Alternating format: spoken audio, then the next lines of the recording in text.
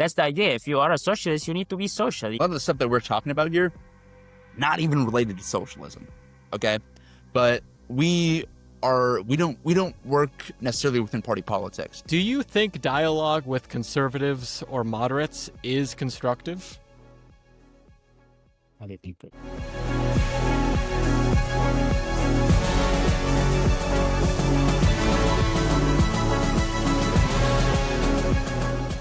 Cruz, State, thank you so much for joining me. How are you two doing? It's a good day. The weather is a little cold, but yeah. I think the weather is perfect, and I've had a great day so far. Yeah, spending it out on, it's too cold. Spending it out on Speaker Circle, getting rained on. It's too cold. But I'm curious just to get a sense of your motivations and passions for getting involved in the political process. You both are involved in YDSA. What motivated you to get involved in this organization? Yeah. You want to start? Yeah, I'll go ahead. So I'm Cruz. I'm the treasurer of YDSA, and this is my second year being in the org. And I joined because I was always politically engaged, and I knew that I wanted to, act that out in college to some degree. And so I joined YDSA, which we are privileged to have because not every campus organization has a Young Democratic Socialists of America group, or even just like a well organized political group. In general, we're the largest political organization on campus, larger than the student government itself, like more members.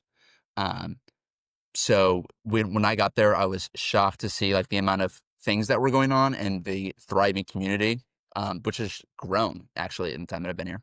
But I've always wanted to do activism. I've been passionate about labor, and kind of elections in general, like the direction elections are going. But those are my two big topics. Yeah, for me, like I'm from Egypt, so like I wasn't really politically inclined. Even when I came here to the US, I was like kind of enjoying my time, a new country. Like it felt much more green. It was fun. It was a fun time, but until the war happened, it's actually funny. Today is October 7th, right? So today marks the second anniversary of the terrible, time we're living. And since that day, I kind of got a little politically inclined, but I still didn't know about that our campus has YDSA, which is the Young Democratic Socialists in of America. And one day I was like, I found a protest one day, and I met one of the founders of YDSA, and I was like, I saw you in a protest, and you were really great. Like, how can I get involved? And apparently, I found out YDSA, and it has been like home to me. Like since then, I met them since last April, I guess. And I love how YDSA is not just involved in like democracy and socialism and stuff like that. No, like I found them like we care literally in this group about anything that's affecting a minority or someone who is oppressed. Try to feed the homeless. Try to care about the abortion rights, labor rights, stuff like that. Like I just love how we are we have a very broad umbrella of work, LGBTQ community kind of rights, and yeah, like anything we are. And I love how everybody of the group is like very hard worker. Like they put so much effort into work because like it feels personal. Yeah. Well, thank you both for sharing. I kind of just wanted to get a sense of where both of you are coming from before I jump into a hard-hitting question. Right now, across universities, there's a big debate about the level of free expression, and especially the pressure placed on administrators by state governments to enact certain policies. And so I'm curious if you could, from your own experience, describe the current state of political activism at Mizzou. I'd love to get to go first on this. So in Missouri, we've had the privilege of, or we've come in, not necessarily the privilege, but we've had the context of coming into a university where Moon Choi is leading. Moon Choi, appointed after Wolf resigned during 2015, the protests for the shooting of the black man Ferguson. I can't remember his name off the top of my head, but huge protests, huge student activism. They ended up firing him, but in retaliation to that, they ended up placing much stricter, policies. Like there was no encampments allowed. Student or speaker circle is the only place where people can be allowed. These are like big restrictions. And we got Moon Choi, who is not a leader that was actually open to more freedom of expression. His policy has been to stop freedom of expression before it can get out of control. So in our situation, we've seen admin policy change to like no megaphones on like on the quad during protests, or and you have to apply and it's very rigorous, or they're not allowed during certain times of the day, which scholars said might violate the First Amendment to some degree. And then they've had what they've done to our organization specifically. Um, we we are affiliated with MSJP, and of course, they had a huge debacle with the homecoming parade. They were basically declined Moon Choi and inserted himself into the process directly, and personally declined MSJP out of the homecoming parade because they didn't like what they had to say about Palestine. And so, not a great thing for freedom of expression, but that's why we do it. Yeah, I would like to add like uh, political engagement on campus. It's more of like what bubble are you in? Because some people live in a certain bubble. If you are in a fraternity or a sorority or the Greek life, it's hard to get politically inclined because of the privilege of like being far away from most of the problems. I am a graduate student, for example, and I heard that you are also a PhD, so you might know of the graduate council on campus. The political involvement of that group is very, very minimal. And that's what I'm trying to do on that council is to get them more to touch grass, to know that we are actually in a terrible time that we need to stand up because most of what it's is cared about in the graduate council is like what awards are we gonna get to like make our CVs look better and like get our working visa and like to strive and take the American dream. And like we are not really seeing how, fascism is just coming through and like just creeping into our daily life. And we know that everybody, like I know that most of the people who are international like me in the graduate council are as scared as me by ICE and by how much police is on campus and downtown right now. When I'm driving around, all I hear is sirens after what Monchoy did when he called the highway patrol. I see police cars more I see like more frequently than I see an average car, and it's like everywhere. And I like, Montreal talked a lot about like crime, like in downtown. I'm always downtown. I have not seen that many crime. And so yeah, and at Montreal, as Cruz said, like he came in 2015. Do you see how long that is? Like is here for 10 years now, and that's the problem with Mizzou.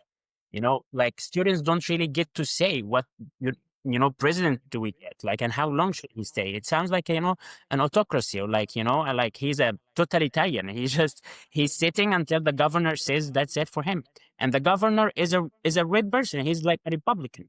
And our city is very blue. So why does the governor get to say, okay, this is the person that's gonna decide everything for you? Like the students have no say at all in their own, taking decisions for themselves. And some people don't even know about these problems. Like I didn't know who was the president of the university for the first 2 years I came here. I didn't even know. So many people on campus don't even know what's the name of the president of the university, and that tells you because the university is big. We have like 30,000 students or something, maybe more. So it's huge. Like many people are not politically inclined at all, and even you can see that in the protest how many people, very few people actually show up and care. Yeah. And may I add also a problem that we ran into last year when we were running our Stand Up for Students campaign, which was the Protecting International Students campaign that we did last year. We were trying to get more people involved to help us set up a protest, help us set up like a coalition of partners that we could, rely on to make sure that everybody knew that this was a united front about protecting international students. And we reached out to a lot of different groups, and this is no shade to them, but they didn't want to participate. And maybe it's because the culture has shifted, but I think a lot of it has to do with just like, they don't want to antagonize the administration because there could be repercussions if they do. And most of these groups, that's the problem with like the groups on campus is that we care more about the aesthetics. It's like we're gonna have an event where we're gonna have a game night and we're gonna have fun and it's gonna be colorful and we're gonna have balloons and then we're gonna eat some pizza and go. But like at the end of the day, can we touch grass? Can we talk about the problems that they were actually suffering from? And yeah, many people don't really get into that. This gets to something really interesting, and it's not necessarily something I had originally envisioned us talking about, but thinking broadly about what the specific purpose of a university is, right? In modern American universities, it's often thought of as a job producer, right? You go to get credentialed, to get a job, maybe party a bit, go to some SEC football. Do you think that's the proper understanding of what time at a university is? No, I really see that university is what I think university is for is not really that I'm gonna get a certain major and just get a GPA and stuff like that. I see that you get to know some friends, you get to just get to know the world better because like you are usually before college many people are sitting at home just in a small bubble of like family and like not really involved, and when you come here you actually see the world for what it is. Like there is a lot of things that you need to care about, there is a lot of things you need to do, and and that's the problem. Like maybe me as like a grad student, I can feel the problem more because I am working right now, so I know the suffering of a working person from 9 to 5. But then for an undergrad, assigning a student just one major and telling him like, hey, you have 10 assignments per week, you have to like, there's always a new task, so the student is so distracted all the time. You have an assignment in the political science class, in the philosophy class, in the physics class. The student doesn't have time to just sit down and breathe and like think, why am I here? Maybe I don't want to have just one major. Maybe I just don't want to live all my life so I can work at the end and produce for the society in just one little job. But yeah. I agree with what State says. I think that there's a lot of pressure on students and the average amount of work that you have to do to, make yourself look good on your resume, get your school done, get all straight A's or whatever. And then also connect with friends and, whatever. Your commitments could be up to 40 hours. I guess that's not necessarily factored in, but your commitments could be like up to 30, 40 hours a week, which is basically like being a 9 to 5 job. Which is, I don't think necessarily what college should be. I think college, a lot of it is still what this is, which is great. Just a collection of resources and a space that you can learn more about the world around you, learn what you want to do, have the freedom to figure all that stuff out yourself, and then meet people. So I have no doubt that you two have your fingers on the pulse to the student body much closer than I do. And I just got done thinking about the effect that mass protest and mobilization had during the time of the 60s, right? Whatever years that is. I get the sense that maybe both of you seem to think that students, maybe they're engaged in politics, maybe they're not, but if they're not engaged in politics, it's because of a lack of material time to go out and engage in a protest? Or do you think it's a lack of interest? What do you think? I don't think it's necessarily a lack of interest. I think there are some truly apathetic individuals, but I think it's a starve for time and starve for like they don't. It's optics. They don't necessarily want to be in a political organization. They don't. It's risky, and they don't want to. They think that people in it might be weird. Political science, like kind of a standoffish major. Some people approach it like that. And that kind of carries over into political organizations. So a big part of what we do as YDSA say, hey, we are a big tent. We don't do theory. We don't do any we don't have any tenets of YDSA. Okay, we get out there and we as students choose what we want to get out there in the university community and do. And at the same time, we just build friendships. And I think the people in YDSA are really cool people. So, but that's how we get people invested, and that's why YDSA is on the up. I really think the like students don't get involved because of like in this capitalist society we're living in, you have this idea of like you just need to survive, right?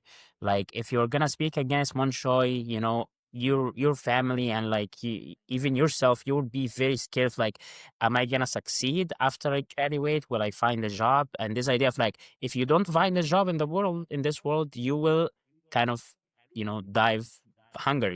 Like, so imagine if the students didn't have a GPA, if the student didn't have to get the A pluses or like finish the assignments, if you just attend class because you want to know something and you just get out of class, and you know that at the end of the day, it's not, you don't have to get a job to be alive. This idea of like a living wage, the word a living wage is a very aggressive word. Like hopefully in the future, our kids and grandkids don't have to live through that, because Yeah. I am in a survival mode 24/7. And I didn't join politics unless I saw a genocide like live streamed on my phone. If the world was just small problems, I would have been like, inshallah, it's gonna be okay in the future. I can just sit down and survive. But then once I saw a genocide happening, I felt like it's too much. It's so dystopian just to live in this world, and that's why I got involved. But for an average, student living in a Greek life, everything is okay. It's straight. There's no trouble, not disabled. Everything, like so much privilege. It's hard to touch grass and like try to do something for other people because you want to survive as well. You just want to get to the living wage so that you can build a family, you can have kids, you can just have the basic life that everyone needs to have. Yeah. And I understand YDSA is a national organization, but I would assume every chapter looks different. And just basing it off of the members that you interact with, their values, their interests, what would you kind of boil down the core issues specifically to your membership group? What's important to you all? I'll let Say go. He'll have a good perspective. Yeah, sure. So we, for now, we are working on very big two campaigns. One of them is Stand Up for Students, and that definitely happened after Montjoy signed it's called 51, right? Yeah, he. This was last year. I believe you're referring to the policy that allowed ICE to enter students and not let professors have any recourse. No, they weren't allowed to interact with them. They just like let the federal ICE agents do their jobs. And this was like a policy update. And we did not think that was a good direction for the Mizzou admin to be taking. So yeah, this is our biggest campaign right now. We just want to stand up for students, make sure that we do an ICE watch, make sure that we just help students who get affected by us. Hopefully, like there is not lots of incidents that happen in our little town, but we are there, like just be on the be ready for something like that. And our second campaign big campaign going on right now is to um the one with the workers. The Workers' Rights Consortium. So another thing, Mizzou policy change, they have, after being in it, after being affiliated over 20 years, they disaffiliated from the Workers' Rights Consortium, which basically holds them accountable in terms of like, it forces them to be transparent with their supply chains for collegiate apparel.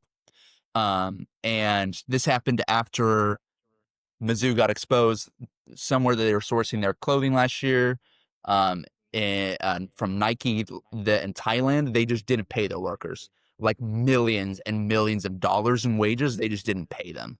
And people don't care because, or people don't know about it because it's a third world country. It's so separated. So that's kind of the mission is like it's not even about, targeting Mizzou for partnering with Nike. It's just about we want to be able to see this in the future, to be transparent with this in the future. So we want them to reaffiliate with them. And we have two other, like I would say, pretty main focus areas. Now it's going a lot against Moonchoy's antagonization of homeless people downtown with the recent stuff, freedom of expression. A lot of people, if they can't be exactly what you said, freedom of expression. I didn't even bring up the Moonchoy email about after the Charlie Kirk stuff, trying to chill discussion about like around politics.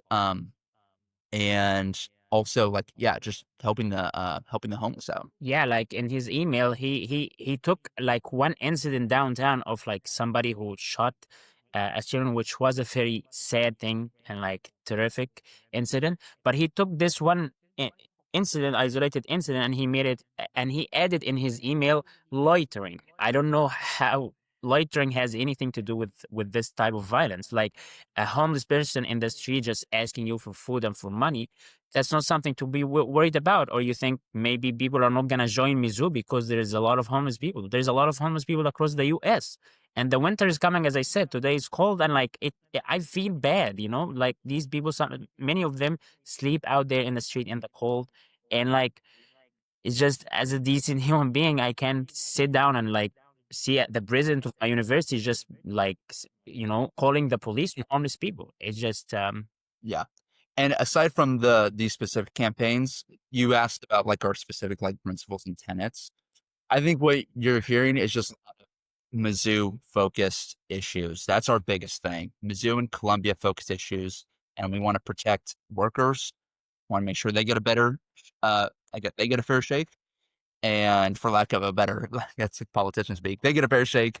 And then protecting, minorities, LGBTQ people, religious minorities, because Islamophobia is a real problem, stuff like that.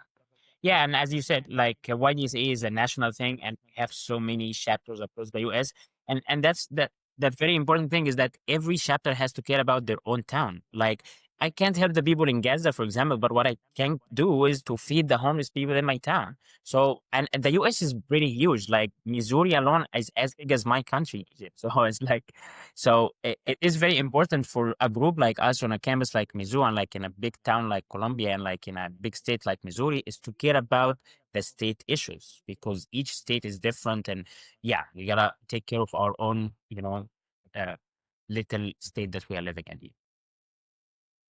I asked this next question a bit sarcastically, but I think it might help myself and anyone listening who doesn't quite understand the concept of democratic socialism. So I ask, why not just join the Mizzou Democrats? Oh my gosh. I have a lot of friends in Mizzou Democrats. I adore them. And so I'm going to try my best not to antagonize what they do. But I think that they are, to be in like a charitable response, they are more focused on how can we help the Democratic Party, candidates in the Democratic Party? How can we work within the infrastructure of the Democratic Party? How can I go to Jeff City and do this and that? And that's important. You're going to see YDSA do similar stuff. A lot of the stuff that we're talking about here, not even related to socialism. Okay. But we don't work necessarily within party politics. We don't endorse candidates unless they're socialist candidates, like Vera Elwood in the Columbia City Council. But we do go out and do mainstream political work for like ballot issues in Missouri, or we go to Jeff City to testify against bills and stuff. I think what people are wanting is they want activism, and that's what YDSA can offer, which is really cool because it's a political organization, but it offers activism. To the democratic socialism question, you're going to hear a lot of young Democrats, which I heard them talk about. They love Bernie Sanders and AOC or whatever, but there is a limit on what they can say about what they like about democratic socialism and like the ideology. We are a anti-capitalist organization. You might have some social democrats, to get a little theoretical, that believe that we can just increase the social safety net and not necessarily get rid of capitalism, but a large percent of the people here are anti-capitalist, and that carries through in all of our messaging. Yeah, what I think about, like, you are a PhD student, like political science, so you might understand what I'm saying. But like the political space in the U.S. right now, as you see, it's very polar, and I think the idea of like a two-party system, like it's kind of shaky right now, and that's the thing with the Democrats.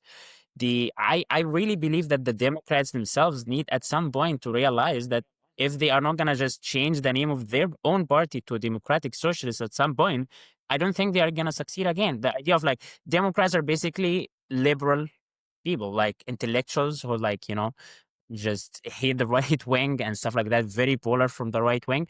But at the end of the day, democratic socialism care about the people. We touch grass. And that's what's important right now.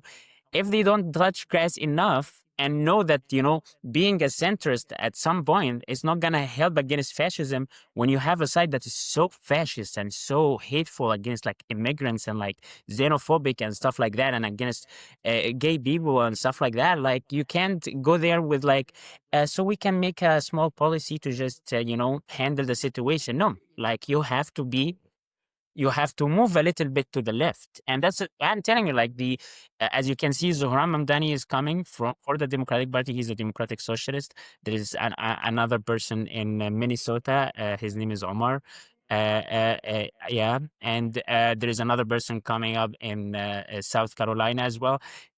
That's the thing. The Democratic, it's evolution. If you think of evolution as like animals just evolve, then same thing happens with political space in the US. The idea of like just Democratic and Republican Party is so outdated, and it will change. So at some point, the Democratic Party will be Democratic Socialist. That I believe that.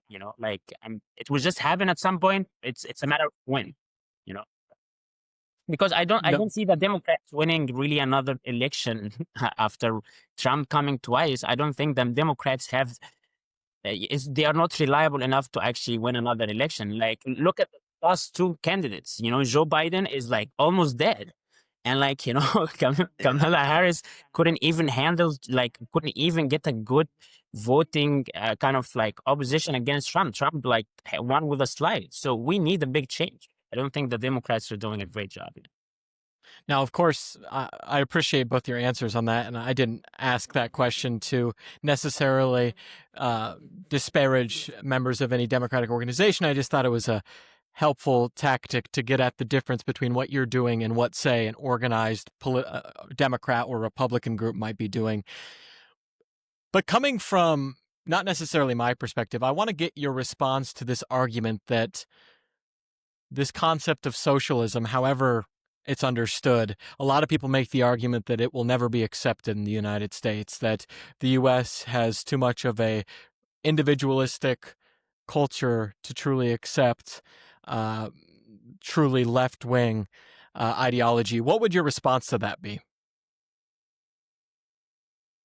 I'll go first, I guess. I don't think that they have to accept socialism, the big S, or communism, the big C. I think what is attractive, and it doesn't matter if it's a libertarian country or individualistic country like United States. People want bottom up power, and I think that's what socialism means to me for sure. It means we want labor organizations, we want whatever, and that it's going to bring you autonomy in your workplace, in your life. And I think it doesn't need to have the word socialist. That's just how we refer to it, but that is probably inevitable. People want to have power and autonomy. They don't have to care necessarily, but they want to know that they have it. And they're they're going to need it eventually, because if the economy keeps doing the way it's doing, money keeps going upwards, people won't be able to live. But yeah. Yeah, like actually, like thinking that people in the US wouldn't accept socialism just because of the individualistic idea of like being a libertarian and like, I want my own property. It doesn't really look at the full picture, because actually the people don't agree on socialism that much in the US, because how much the middle class was able to kind of what do we call it, give up on the working class. You see a surgeon here in the US can get $500,000 per year. We don't understand how extravagant that is. In Europe, a person will never get that. Like if you are working in Amazon in Berlin, you're not gonna get as much if you work in Amazon in California. Yeah, in California, I would get 200K, 300K, and someone who was getting 300K per year would never care to get to socialism. He would say we need an even individualistic and like libertarian idea, because he already made it. He made it, and too much. It's too extravagant, and that's people really don't want to just be individualistic. People are just, this idea of competition is inherited in our even educational system. In your classroom, you have to get more than the next person next to you. You need to get a GPA higher than the next person. And this competition, it's inside of our life from childhood. It's not no child in the world just want to be individualistic. Everybody want to live as a part of a community. Everybody want to feel safe. Everybody doesn't want to. I don't think a little kid or like a 15-year-old kid would want like to see homeless people in the street, to just to be like individualistic. So it's pushed on kids. It's not really what Americans want. It's what was pushed onto them for the longest time. I have two more questions. One specifically focused on activism. I've struggled with this concept of organizing, volunteering over ideology, for example. Do you think it's often helpful when you're going into not enemy territory, not to frame it in that way, but when you're discussing or working in environments where maybe people don't agree with your perspective, do you think leading with that organizing tactic instead of just, party platform, this is the candidate we support, do you think that helps you connect to audiences that might be on its face opposed to some of the ideas? I think when people come up to it, I think that's where the campaign focused and the organization focused stuff helps, when we say that we have an issue and that we're trying to work to solve it, that we're working to solve it, which is pretty rare on a college campus. I think we're one of the only activist organizations. But to say a little more about how we interact with peers that disagree with us, you were in speaker circle with us today. You saw the dynamics. Today is October 7th, so they had the Israeli students out there, and who I've had discussions with earlier. We are a respectful organization. The people that are tabling properly. You have to maintain respect. You have to maintain open communication to the level of disrespect. You also saw me today curse at somebody that came up to the table and said, trans women are men. He had a sign that said trans women are men, and he came up to the table, which is pretty disgusting. But that only occurs when we have that level of dehumanization. Which I think people think that we're prone to, overdoing that. No, we're a very respectful organization, and we have people that come up that disagree with us all the time to talk to us, and they end up walking away and be like, "Oh, okay, so you want to raise the minimum wage and get paid sick leave on the Missouri ballot last year? That's cool. Yes, I'm on board with that. Like, I want to hear more about that." And so that's usually how it goes. And yeah, the idea of activism really, or the correct way to do it is not just to liberate people or just be shouting like, and like trying to liberate people. It's to try to, it is about bringing people in to liberate themselves, trying to talk, to have a dialogue. And that's what we do in our organization, is that we encourage dialogue a lot. Like if you come to one of our meetings, or usually on Wednesdays, on our general body meetings, everybody is talking and discussing with each other. We are having all these activities, and then we are hanging out after the every meeting. We're always at we go to Shakespeare's after having every pizza meeting. together. That's the idea. If you are a socialist, you need to be social. The people need to liberate themselves. You need to tell them what is it that they are being oppressed at, because many people don't even know that. But like to look at like a political party, organizing a political party just for like our party alignment is, and like what are we doing and what the candidates are and stuff like that. It's an idea of, and this is what the Democrats and the Republicans are doing. But politics here in the US became as like a marketing technique. It's like bringing people in just for like as like numbers, and that's what we are not trying to do, because we don't want to play the same dirty game of politics of like people are just numbers. No, people are not numbers. People are like, people are real. People need to know what's happening in their life. People need to get educated. And, for the future, democratic socialism, again, as I told you about the evolution of political spectrum in the US, democratic socialism will win when Gen Z become a little bit older, because this idea of like, I'm marketing my campaign so that I go and, knock on people's door in like a small town, that people who has never gone outside of their, little towns, just to bring them as number is not going to work anymore. And like Fox News and like, the idea of like, TV That's not gonna work anymore because Gen Z, we are on TikTok, we are on like X all the time. This idea of like just bringing people as numbers not gonna work. Like once TikTok becomes the way of marketing campaigns, just like what Zohran Mamdani is geniusly doing right now, it's already happening. He's literally winning because of TikTok, because of the funny videos he's doing. So it's already happening. And I'm telling you, like this idea of like just making a party as like marketing, it's not gonna work anymore. It's gonna be just if you are real enough in your campaign, that's how it's gonna work. And you kind of already got at this, but the last question I wanted to ask is I started this platform with the hopes of encouraging disagreement, respectful disagreement, bringing on people from all different perspectives to share their perspective, but do it in a respectful manner. That being said, this is also a free speech platform. So without trying to duly influence your answer to this question, answer it however you will. Do you think dialogue with conservatives or moderates is constructive? How do you think? Yes. Yes. I think, well, one, you have to realize that they are human beings with other dignity. And it's not like everybody's in the same situation here, really. The only people that are, if you truly take a class-based approach, the only people that aren't in our situation are, people that are in the position to exploit other people, millions, billions of dollars or whatever. Everybody else is in the same situation. Everybody else should respect one another as a human being, for sure. So I think in that, it is productive because people need to see humanity and everybody else that they're talking to. And two, in a more like material, like pragmatic sense, they are our coalition partners, moderates or conservatives. When you want to pass something like raising the minimum wage and paid sick leave, that's like basically a socialist policy, okay? When you want to pass something like that, you have to talk to conservatives and moderates. That passed in Missouri with 58% of the vote. That's a lot of Trump supporters that did that.